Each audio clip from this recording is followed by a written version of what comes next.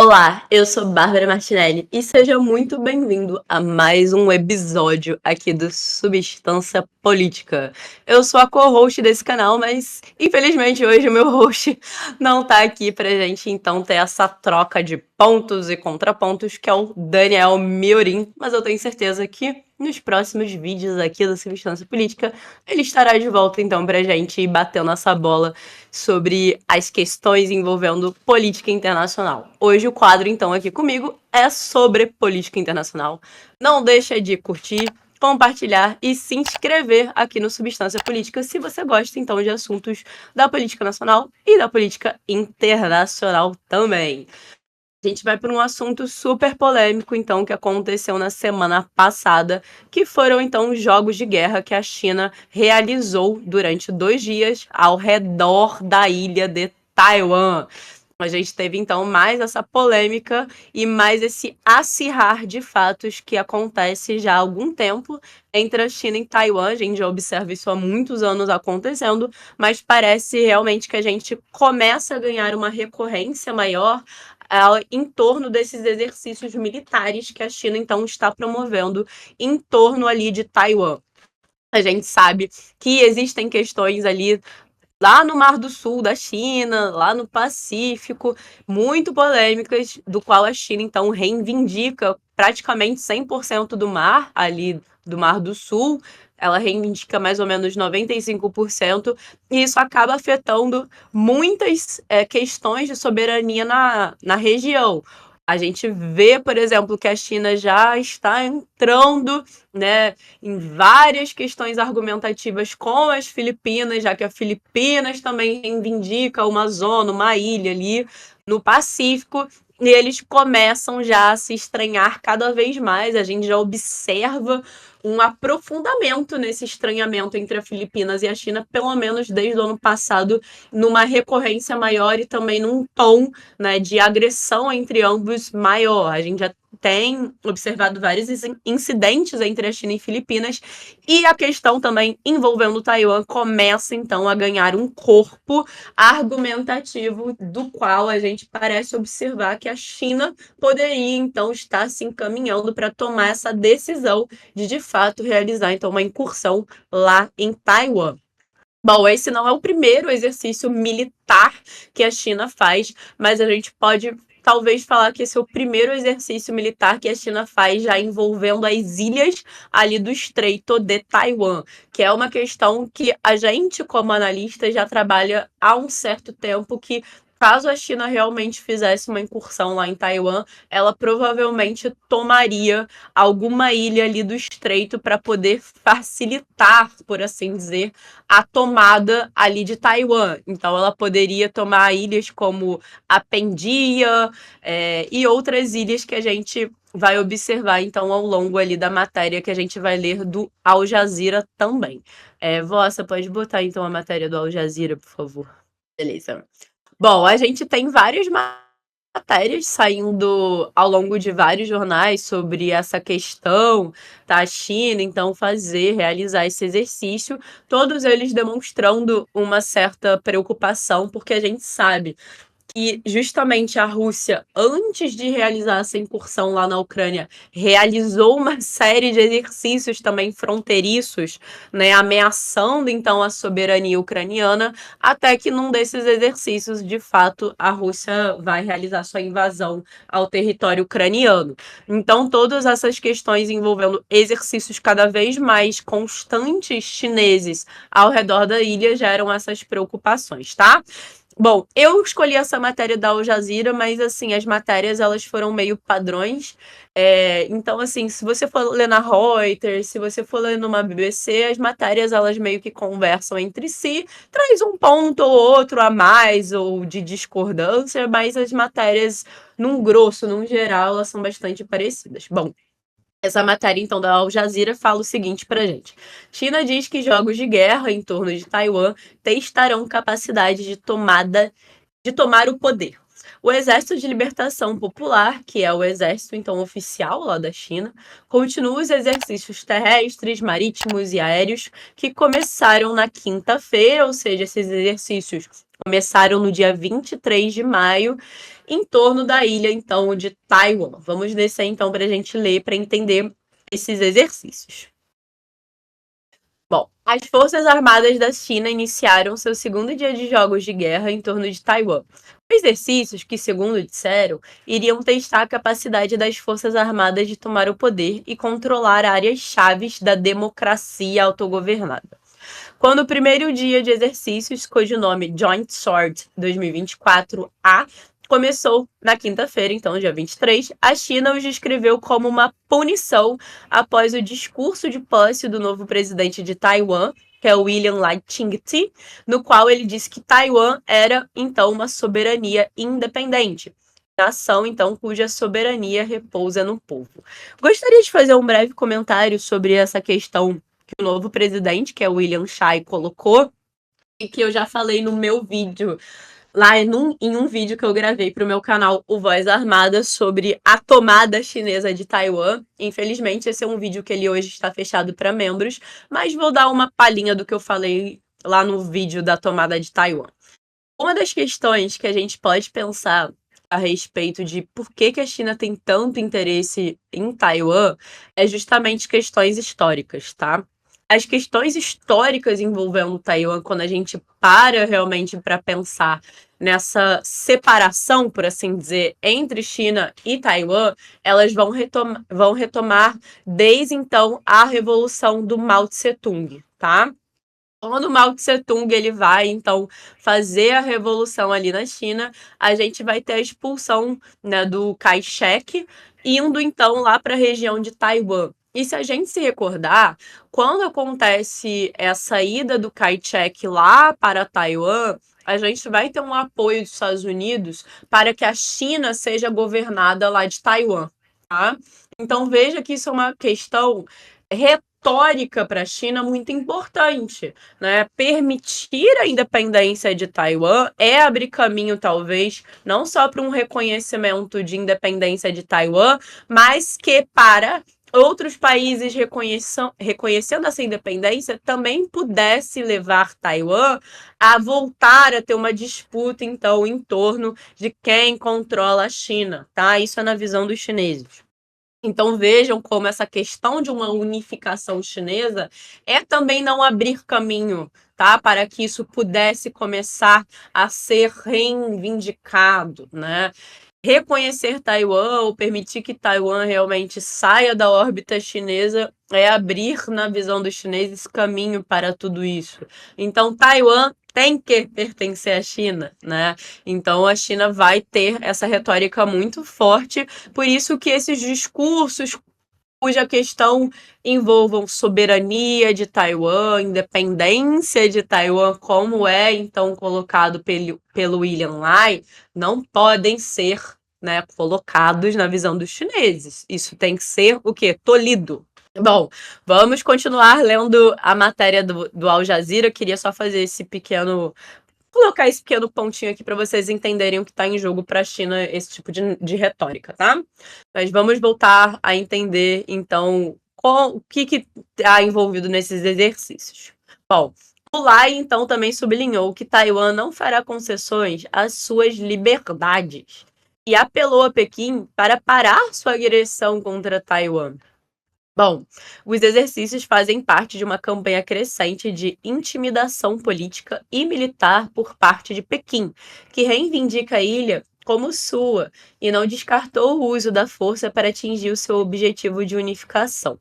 Os exercícios de 2 dias estão a testar a capacidade de tomada conjunta de poder, ataques conjuntos e controle de territórios chaves, disse o coronel Li Shi, que é então porta-voz do Comando de Teatro Oriental do Exército de Libertação Popular. Taiwan mobilizou, então, as suas forças armadas para monitorar e acompanhar as atividades chinesas à medida que os exercícios decorriam. Na sexta-feira, o Ministério da Defesa da ilha publicou fotos do F-16 armados com mísseis reais patrulhando, então, os céus. Também mostrou imagens de navios de guarda costeira chineses e de outros navios da marinha participando de exercícios perto da ilha de Penjingyang, que foi uma ilha que eu citei aqui. ao norte de Taiwan. Enquanto isso, imagens publicadas pelos militares chineses mostraram soldados saindo de um prédio para postos de batalhas e jatos decolando ao som de uma melodia marcial estimulante. A emissora estatal CCTV informou que os marinheiros chineses apelaram seus homólogos taiwaneses no mar, alertando-os contra resistir à reunificação pela força. Linguagem contundente. Pequim considera Lai um encrenqueiro e um separatista. Gente, cabe falar aqui que um Lai, ele é mais coordenado, por assim dizer, com entidades democráticas, tá? Ele não é tão alinhado assim às questões chinesas. Então, a China considera realmente esse novo presidente de Taiwan um risco à unificação chinesa, tá bom? Enfim, vamos continuar. Tal como seu antecessor, Tsai Ing-wen, ele diz que apenas o povo de Taiwan pode decidir o seu futuro. Na coletiva de imprensa regular de quinta-feira, o porta-voz do Ministério das Relações Exteriores da China, Wang Wenbin, usou o tipo de linguagem contundente normalmente usada pelos meios de propaganda do país. Então, o Wang falou o seguinte, abre aspas para ele. As forças de independência de Taiwan ficarão com as cabeças quebradas e o sangue escorrendo depois de colidirem com a grande tendência de a China alcançar a unificação completa. Então, fecha aspas, pro Wang, ele realmente tá fazendo uma ameaça direta a Taiwan, tá, gente? Enfim, a agência de notícias Xinhua de Pequim e o jornal de Partido do Poder, o Diário do Povo, publicaram editoriais saudando os exercícios, então, e atacando o comportamento traiçoeiro de Lai e prometendo um golpe severo. Vocês podem ver que os meios chineses de comunicação, inclusive a gente está falando que um porta-voz chinês está com uma linguagem mais agressiva, a gente pode ver que há uma coordenação realmente da China de elevar o seu tom contra Taiwan, tá? Por meio dessa elevação de tom chinês, a gente pode partir por duas linhas de análise. Ou eles estão usando esse tom realmente como um aviso para que Taiwan abaixe a sua bola, por assim dizer, a respeito dessas questões de independência, tá? E realmente eles estão utilizando esses exercícios como uma forma de intimidação, uma forma com que Taiwan realmente se afaste dos Estados Unidos, dessas questões armamentícias, ou a gente pode ir por uma via de análise onde a China realmente sobe o seu tom porque ela está realmente considerando realizar esses ataques muito em breve à ilha de Taiwan. A gente pode ir por essas duas vias de análise quando a gente pensa, então, nesse sentido discursivo que a gente observa tanto da mídia chinesa quanto, então, de portas-vozes chineses diretamente ligados ao Partido Comunista, tá bom? Pode tirar essa matéria, por favor, do Al Jazeera. E vamos ver, então, uma matéria super polêmica que saiu, então, no jornal lá do Reino Unido, Telegraph. Bom, então a gente teve, no dia 26 de maio, uma matéria saindo lá no jornal Telegraph, afirmando o seguinte. China prepara balsas armadas para invadir Taiwan. Embarcação de passageiros roll-on, roll-off, destinadas ao transporte de veículos blindados, seriam então utilizados, né, para invadir Taiwan, disseram especialistas em segurança. Vamos descer para entender isso aqui melhor e quem falou isso. A China, então, está a preparar uma armada de ferries e navios civis para invadir Taiwan. O que eles estão querendo dizer com isso, gente?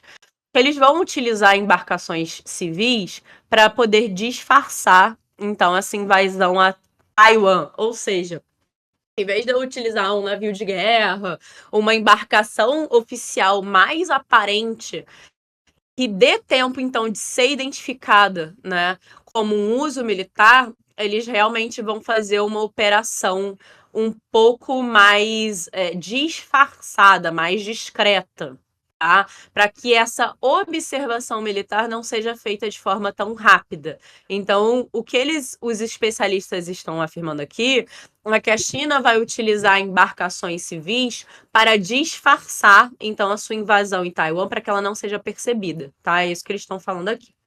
Mas, enfim, à medida, então, que Pequim intensifica sua campanha de pressão contra a nação insular, contra Taiwan. Embora o LP, que é o Exército de Libertação Popular, não disponha do número de embarcações de desembarque anfíbios necessários para encenar o tipo de invasão vista durante o desembarque lá do dia D, ele poderia preencher, então, essa lacuna, né, utilizando, então, embarcações civis. Então, essas embarcações civis, além de servirem como essa forma de dificultar a identificação militar, na visão de analistas, também serviria para preencher as lacunas, né, dos desembarques anfíbios necessários para, então, realmente fazer essa incursão lá em Taiwan. Vou abrir aspas agora para o Ray Powell, que é o diretor da Sea Light, que é um projeto da Universidade de Stanford, sobre essa questão. Abre aspas para o Ray Powell. Os desembarques anfíbios sob fogo estão entre as manobras militares mais difíceis, fecha aspas. A gente sabe que há uma dificuldade logística muito grande hoje da China realmente realizar essa operação lá em Taiwan. Poderia se ser facilitada se ela tomasse uma ilha ali do Japão, embora seja improvável que isso aconteça. E também poderia ser facilitado caso a China decidisse por tomar algumas ilhas ali do Estreito de Taiwan, ok, gente? Mas realmente é uma operação super difícil. Por isso que o uso, talvez, dessas deve ser realmente considerado, não só para poder tentar ocultar o número, né, de realmente militares que seriam utilizados, de armamentos utilizados, mas também, como vocês estão vendo ao longo aqui dessa matéria, para realmente preencher essas lacunas, então, a respeito dessa questão envolvendo o desembarque anfíbio, tá? Vamos continuar lendo a matéria. Os férreos civis normalmente seriam mais escolhas para tal missão, mas poderiam ser usados para transportar tropas em massa através do Estreito de Taiwan depois das suas defesas costeiras serem destruídas ou para sobrecarregar então os militares da ilha com grande massa então de soldados, disse ele, que é o Ray Powell.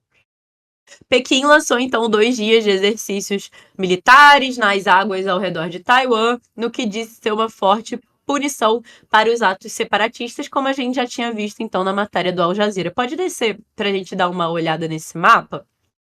Vocês podem ver que existem algumas ilhas, né, entre então Taiwan e entre a China, que seriam essas ilhas que estariam aí no Estreito de Taiwan. Vocês podem ver que 2 delas estão sendo identificadas como a Matsu Island e a Kinmen, e vocês podem ver que elas estão bastante próximas da China. Então, uma das formas justamente da China realizar essa incursão em Taiwan seria possivelmente tomando antes essas ilhas, tá? Então, se a gente observasse realmente um número de soldados saindo da fronteira chinesa e parecendo se direcionar para alguma dessas ilhas que está ali no estreito, já poderia ligar um sinal de alerta para gente que realmente a China estaria próxima de realizar essa incursão lá em Taiwan, tá bom? Vamos descer para ler mais um pouquinho da matéria.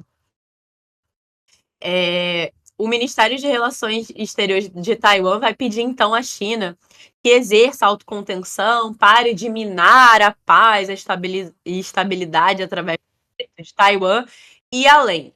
Bom, a China considera então Taiwan como parte do seu território e prometeu colocar a ilha sob seu controle, possivelmente pela força. A inteligência dos Estados Unidos acredita que o Xi Jinping vai então tomar a ilha até 2027, que seria então a data limite para a tomada de Taiwan, sem que Taiwan estivesse então com armamento já suficiente, armamento necessário para realmente se defender lá da China. Bom, vocês podem ver, então, que as tensões lá em Taiwan estão mais altas que nunca. Vocês podem ver que a gente já tem jornais trabalhando com essa questão de Taiwan. Está numa eminência mesmo de ser atacada. A gente vai ter outro jornal inglês falando, inclusive, essa incursão chinesa aconteceria agora no início de junho, ou seja, essa tomada ou tentativa de tomada de Taiwan, do qual poderia nos levar a uma guerra naval ali no Pacífico, ela já aconteceria agora em junho. Então, vamos continuar realmente deixando essa questão de Taiwan mapeada, porque realmente ela poderia levar numa escalada sem precedentes, do qual poderia, então, atrair, de fato, os Estados Unidos para uma guerra direta contra a China. É isso, gente. Espero que vocês tenham gostado de mais um vídeo aqui do Substância Política. Se vocês querem aprender mais sobre geopolítica, relações internacionais e, inclusive, querem começar a aprender sobre, então, guerra entre China e Taiwan, considerem fazer a Academia de Estudos Globais. Eu estou dando aula de teoria lá e darei aula sobre China imperial, geopolítica chinesa e geopolítica contemporânea com Xi Jinping, e que é o socialismo com características chinesas e como isso se liga à geopolítica imperial, e como seria, então, esse cenário, né, envolvendo uma tomada de Taiwan e como isso pode afetar toda a logística do globo. Ou seja, se você trabalha com algum produto chinês, seja em um hospital, seja com embalagens, você provavelmente vai precisar ouvir essas aulas sobre o que representaria de fato uma guerra ali no Estreito de Taiwan. Considere, então, conhecer a Academia de Estudos Globais, o link está na descrição desse vídeo. E só para lembrá-los, comprando a Academia de Estudos Globais, você leva o Clube Alta Linguagem, do qual você pode aprender também sobre o que é ideologia socialista, o que é ideologia comunista, né? Também vai servir bastante para os nossos estudos sobre geopolítica chinesa. E além disso tudo, você vai também levar o curso de tragédias comunistas, do qual você vai ter aula de história, então, sobre o que foi a Revolução do Mao Tse Tung, que levou, então, a China para esse caminho ideológico comunista, né? Então, não deixe realmente de conhecer a Academia de Estudos Globais e considere realmente comprar a academia e começar a se formar em geopolítica, relações internacionais e teoria militar. Não esqueça de curtir esse vídeo, compartilhar.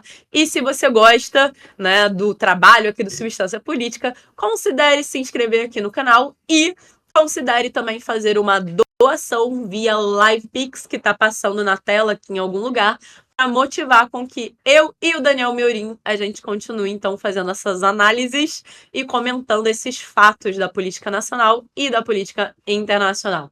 Muito obrigada por assistir e até o próximo vídeo. Tchau!